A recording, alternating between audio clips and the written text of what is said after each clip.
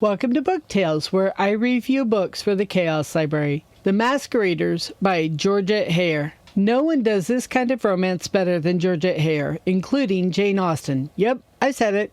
Come at me if you want. I've got opinions, and we can argue about it for hours, with wit, manners, and civility, of course. I first read this book in high school way too many years ago, and many of the details stayed with me over the decades. At the time, I knew absolutely nothing about Culloden or the Jacobites. That's changed thanks to my avid consumption of all things Outlander. Having experienced a much grittier version from Ms. Gabaldon, I was much more aware of the possible consequences to Robin if the masquerade should fail. That added edge just made the comic elements better and the book stronger.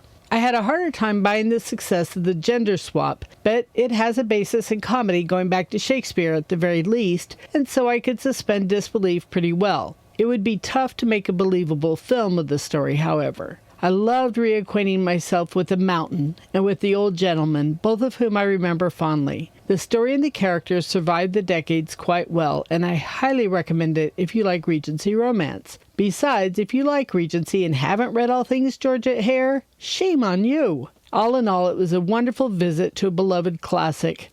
5. Heyers-Beats-Austen-In-A-Cage-Fight stars. You've reached the tail end. Look forward to another book tale soon, and don't forget to visit the Chaos Library.